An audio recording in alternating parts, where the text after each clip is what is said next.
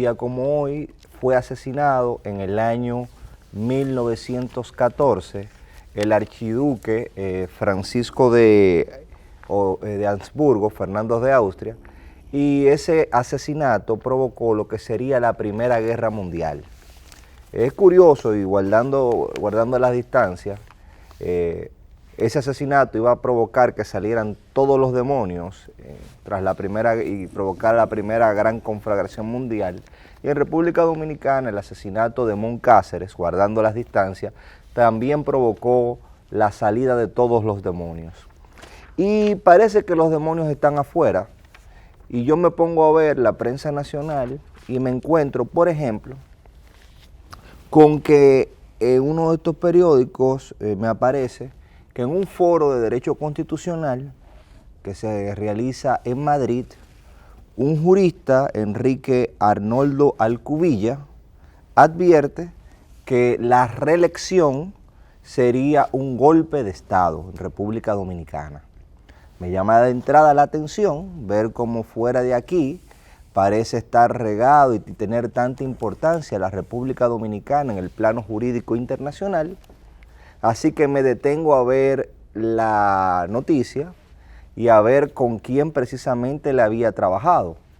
Curiosamente, tanto él como el jurista Pedro González Trevijano, ambos españoles, fueron asesores de la reforma constitucional del 2010 y participaron en un libro que imprimió la Fundación Global, Democracia y Desarrollo, que preside el doctor Leonel Fernández, sobre la reforma constitucional en República Dominicana. Entonces eso comienza a darte la pista de por dónde va, porque no hay una cosa que es clara, y es que no hay conocimiento sin interés. Esa pretendida objetividad en la ciencia social y en la ciencia política y constitucional no existe, porque la ciencia constitucional trata más que nada de la limitación al ejercicio del poder. Entonces, si yo escucho su postura sobre un tema constitucional, posiblemente yo voy a descubrir y a descodificar cuál es su posición política que se encuentra detrás. Pero vamos a detenernos en lo que dice el jurista, que yo estoy completamente de acuerdo. El jurista español dice: si se reforma la Constitución para prolongarse en el poder, se convertirá en un golpe de Estado. Y yo creo que no hay nadie que entienda que si se reforma la Constitución para prolongarse en el poder el actual mandatario, sería un golpe de Estado. Eso completamente estamos de acuerdo. Pero aquí nadie ha hablado de hacer una reforma constitucional para prolongar en el poder al presidente Danilo Medina. Aquí lo que se está hablando es de hacer una reforma constitucional para eliminar un transitorio que solamente le impide al presidente Danilo Medina, a él, al único dominicano que le impide, optar y presentarse como candidato para que sea el pueblo, en función de la soberanía popular, que decida. Entonces, cuando usted comienza a verlo así, dice, pero él está dando una declaración que es cierta, pero esa declaración no guarda relación con lo que se está debatiendo acá. Pero se trae por los moños, se presenta y da la sensación de que hay a nivel internacional una preocupación y los demonios están sueltos por lo que está pasando en República Dominicana.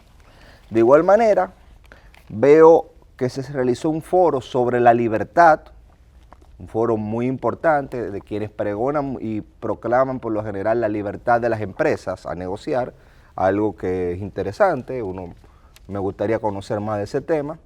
Pero ese foro sobre la libertad, que por lo general se basa en la libertad de las empresas, está trabajando CREES, un centro que preside el señor Ernesto Selman, un economista muy destacado, y él dice que es una mala señal para inversionistas que se haga una reforma constitucional para intereses particulares.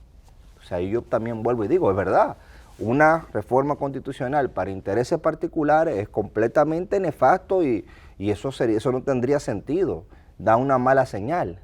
Pero resulta que lo que se está haciendo aquí no es una reforma constitucional para intereses particulares, lo que se está haciendo aquí es una reivindicación del principio, o lo que se quiere plantear, porque ni siquiera se está haciendo, es una reivindicación de los intereses colectivos, porque es al pueblo a quien le toca decidir si se escoge o no escoge una persona.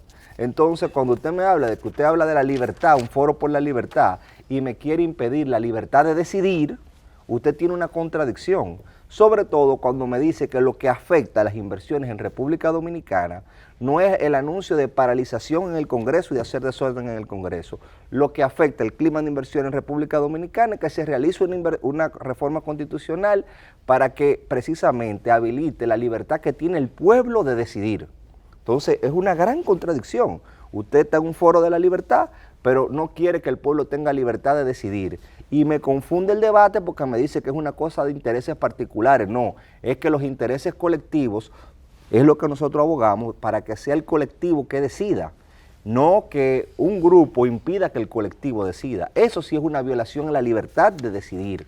Entonces fíjense cómo estas dos noticias que ocupan el tema constitucional, en vez de esclarecer el debate, lo que hacen es que lo confunden con dos proposiciones que cualquiera está de acuerdo, pero que no son las que aplican al caso dominicano. O sea, no tiene ninguna de las dos un fundamento en el debate que ahora mismo se está suscitando. ¿Por qué? Porque la reforma constitucional no es para prolongar el mandato de nadie, sino para habilitar el derecho de un ciudadano que le fue prohibido en un transitorio a él solamente, y en el otro caso, hablar de que afecta el clima de inversiones y que usted habla en nombre de la libertad, cuando usted está impidiendo con ese planteamiento la libertad del pueblo de decidir, es más que un sofismo, es una perversión del debate. Lamentablemente la democracia necesita el debate y la participación de todos, pero ese debate no debe de estar enmarañado y dirigido para propiciar que quien tenga más elementos de información confunda a quien no lo tiene. Y el pueblo dominicano es inteligente, y por eso yo creo que es el miedo de esa libertad a decidir, porque el pueblo dominicano, con programas como ese que usted estaba mencionando y con políticas públicas, sabe perfectamente qué es lo que quiere. El pueblo dominicano necesita desarrollo, que es el verdadero problema que tiene República Dominicana. Una sociedad que ha crecido, ha tenido un gran crecimiento económico, pero las políticas hacia la redistribución de riqueza han sido acentuadas a partir del 2012, pero todavía es un proceso muy pequeño. Fue en el 2012 que vino a eliminarse el analfabetismo en República Dominicana. Crecimos y hemos crecido económicamente por muchísimo tiempo, pero un programa tan sencillo como eliminar el analfabetismo empezó en el 2012. Todavía aquí se está luchando por una iniciativa del presidente Medina que busca concretizar un pacto que es de todos los ciudadanos, ya no del presidente, sino de todos los ciudadanos, que es la eliminación de la pobreza, y tenemos la lucha contra los pisos de tierra y contra los fogones. O sea, todavía en pleno siglo XXI, llegando ya a la tercera década, acabándose la segunda década, aquí estamos hablando de luchar contra pisos de tierra, aquí estamos hablando de que apenas se elimina el analfabetismo, aquí estamos hablando de que se ha hecho una jornada escolar extendida. Entonces, esa jornada escolar extendida, esos programas sociales, esa atención hospitalaria, son derechos que tiene la gente y que empoderan a la gente, y la gente tiene la oportunidad y el derecho de decidir si quiere la continuidad de esas políticas públicas en un ambiente tan inestable, o si por el contrario se va a arriesgar a quienes quieren llevar la intranquilidad y el desasosiego.